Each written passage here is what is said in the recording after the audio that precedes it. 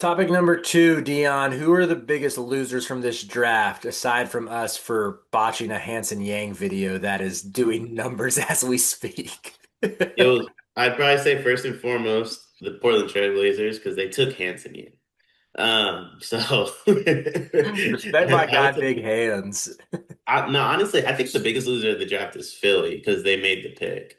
So Philly making the pick, it doesn't take away all trade value. I always say this though, like the NBA draft is one of those situations. If you are like a contender with picks, the moment you make the picks, it's like taking a car off a lot. Like that value plummeted. Mhm. And the way teams are going to look at VJ Edscombe, the Philadelphia 76er, is like not the way they would have looked at VJ Edscombe, the third overall pick from Baylor. It's two different. I don't know why. You got to ask NBA teams that. But I think because Philly made the pick, because Paul George is still on this roster, because it wasn't Ace Bailey, and I'm not an Ace guy, but like they got backed into a corner by Ace Bailey, had to agree to something that they didn't want to agree to.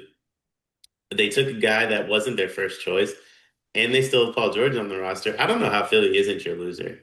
Yeah, I think that's a smart angle to approach it. I give him a little bit of grace just because of VJ Edgecombe. Like I'm a good bit higher on him than you are. I also like VJ more. I know it's kind of silly to nitpick like this. I would like VJ so much more at pick 5 to 7 than pick three. Like you just want someone who feels a little more of a sure thing, even though I buy the defensive tools translating for VJ. That offense still has a ways to go, despite the flashes he showed through the latter half of the season. He just doesn't. It based on the season he had, it doesn't really feel like a number three pick, and that honestly goes right into number four with the Hornets taking Khan. And when we started doing our NBA big board stuff, I felt like I was a Khan guy. I think I had him fifth or sixth initially on my big board. And the more I watched Kasparis, the more I watched Trey Johnson, the more I watched Jeremiah Fears, I started thinking that there are these three guards who are going to go behind Khan who have way higher upside, who don't have the T-Rex arms, and there's just a little more variance with their outcome. Now, I'll give you credit when we did our reaction video to this, you laid out why the Hornets might want someone a little bit safe because they've been playing with fire and they got burned by Tijani Salon. Shout out to Tijani Salon who played for Ulm, the same team that Noah Essengay and Ben Seraph are currently playing, or Seraph is still with them. Essengate dipped, but this might be breaking news. By the time people are listening to this, Dion and I might be doing a live reaction to Ulm and Bayern Munich in the the German league final to see if Essengate's gamble pays off with him leaving his team. But yeah, with the way the Hornets have drafted recently, they've taken swings on guys that haven't worked out. It makes sense that Khan does seem like a safer bet. Just like that shooting is going to translate, the size is going to translate, despite the T-Rex arms. Like he has, I would say, good positional size. The playmaking that should translate as well. But it's just tough for me. Charlotte's always going to struggle to attract fans because they play in the home state of UNC and Duke, where like the people who care about sports in North Carolina, the Hornets are way down on the priority list to their college allegiances. I just think if you want to get more fans invested, if you want to build around some excitement with like, I mean, I think Brandon Miller's excited the fan base a lot more than LaMelo at this point. Taking someone like Jeremiah Fears, who you see the handles, the burst, like what he did at the age of 17, getting an Oklahoma team that had nobody on it to the NCAA tournament, that's an easier sell to me than being like, oh yeah, we got Luke Kennard Redux, you know? That's fair. I think one of the other biggest losers, and we'll just go back and forth on losers here. To me, people are not gonna like this. It's the Wizards.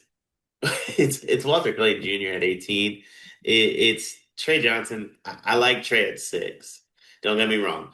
But I'm Trey, I'm souring on a tad. I think I would have went Jeremiah instead. I think I probably would have went Kasparis or Yegor instead too. Um, but Walter Clayton Jr. at 18, you move off JP to bring in Trey. I said this on the reaction video. I don't know how much of a difference there is.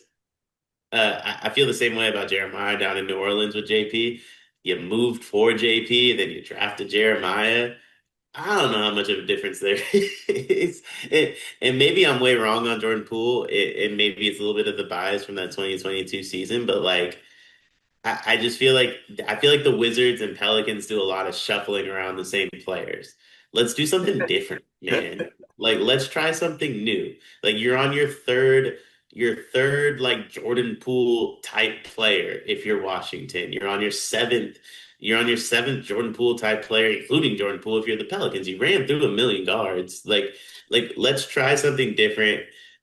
I like the pick of Trey, but I don't like the Walter Clayton pick at 18 by any means. I also don't know that I love what the Trey Johnson pick means. But again, I do want to second it to the man pick. You look at Trey at 6, look at who was taken after him. Great pick, right? Like it's hard to say that was a bad pick. Mhm. That's why I say put the names next to the teams. Tell me this is a good draft. I don't think you can. This video is brought to you by NBA 2KLab.com. 2K Lab worked with us last summer as well. They're one of our favorite entities in all of sports gaming. We want to show you their college basketball stadium locator challenge game. And I'm going to share a screen right now as we do this. South Carolina, bang. Oh, Ooh, okay, that's pretty good. Next, North Carolina. Why are we only getting the Carolinas? please Bang. lock in. St. John's, that's New New York. York. Bang. Where's New Jersey? We're on fire. Colorado. I actually don't know what state Colorado is. It's in Colorado. There's a state of Is that Colorado. this one? It's to the right of Phoenix. Anyway, you get the picture. This game's really fun. They've got more games as well, like Guess the NBA Player, Mystery Fantasy Draft, and more. Stay tuned for all of the college football content and games that they'll be putting together to help you get the best experience out of college football 26. Back to the video. Yeah, I don't know. I still am a Walter Clayton Jr. guy, so I'm cool with the Wizards. It's funny you mentioning the Wizards and the Pelicans just exchanging these same archetypes. It reminds me, I'm a Bucks fan. Before the Bucks got Tom Brady and before Jason Light became one of the better GMs in the NFL, the Bucks and the Falcons used to just exchange terrible coaches. It was like Dirk Cutter, Mike Smith, Raheem Morris. They were all going back and forth, just circling. One would get fired and then they get hired by the next one. And that's what it reminds me of. And that's how like these teams continue to stay at the bottom. They make the same dumb moves repeatedly. Maybe it works out this time.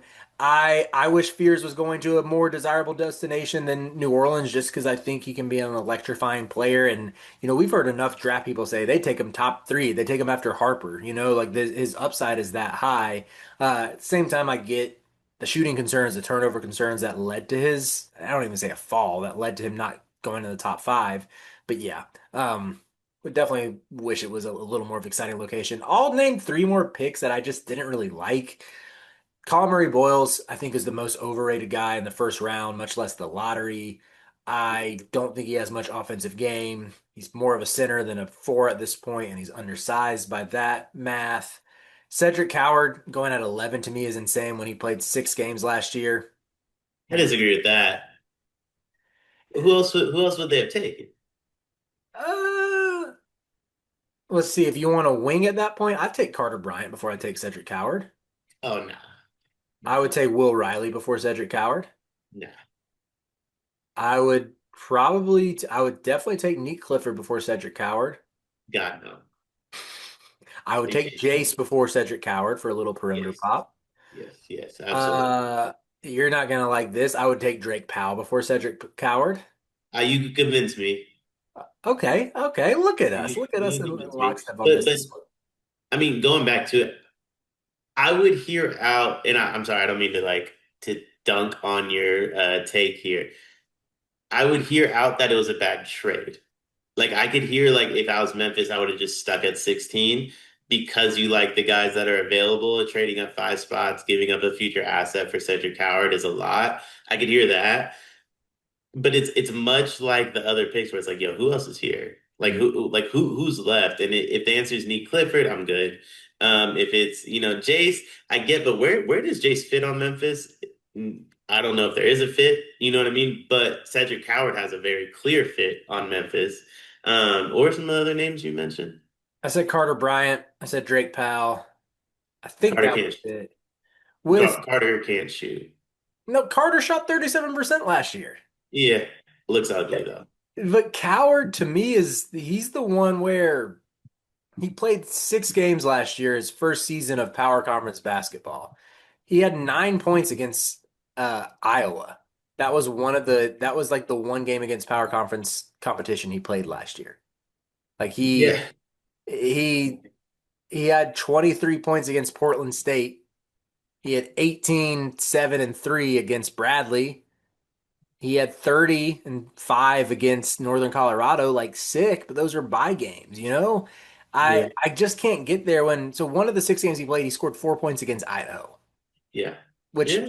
they won by 23, so maybe he didn't need to do much. But that's what really scares me is just the throughout his career, anytime they played like power conference opponents or the best of the best, he was not the same player. He wasn't this hyper efficient two-way wing. And I see why he went in the first round. When the way he tested at the combine with the physical measurements, yeah, take a swing on this guy in the first round. But trading up for him at 11, there were just other wings I liked better. And I would kind of throw Noah Essengay in the same boat in terms of like every wing that I named that I would take over Cedric Coward, I would probably take over Noah Essengay as well. Maybe not Drake Powell, as much as I love my guy Drake. Noah's athleticism is insane to where I could see that, but I'd still probably lean Neek over Essengay. No. Will Riley versus Essengay is probably closer for me, but yeah, they're just wings I like better that I think are a little more proven. I think Will Riley, if you're drafting strictly upside, yes. Memphis needs someone that can play tomorrow. I don't think Will Riley's ready to do what Cedric Coward's ready to do tomorrow. And I think the same can go for Neek to an extent, lesser extent, but it could go for Neek. I think the same could go for Carter Bryant too. Carter Bryant shot well from three. Everything was completely wide open. Like no one was like closing out hard on Carter Bryant in college. And I'm not saying they will at the NBA, but Memphis is looking for somebody that you're going to close out hard on because that's what opens up the lane for Ja and creates the ED pick and roll that's really tough to guard, or the Jaren pick and pop, which is equally as tough to guard. So I think we're talking about a Memphis team who took Coward. Coward at 11, I might disagree with, but Coward to Memphis at 11, I don't disagree with. But I could also hear the notion of like I could see Drake. I really could with what he does. What's Soldier say? Drake. But like I could see that like because of the defensive aspect of things. I think it's more so like my issue with it would be the trade up to 11. Hmm. If they just sat at 16 and took Coward, I don't think there's anything wrong with For that. sure. For sure. Yeah, good discussion. Couple losers here. Like you said, you're making a pretty strong case that this class wasn't that great. Still plenty of prospects I like. Some are who are still on the board, and that'll lead us to the next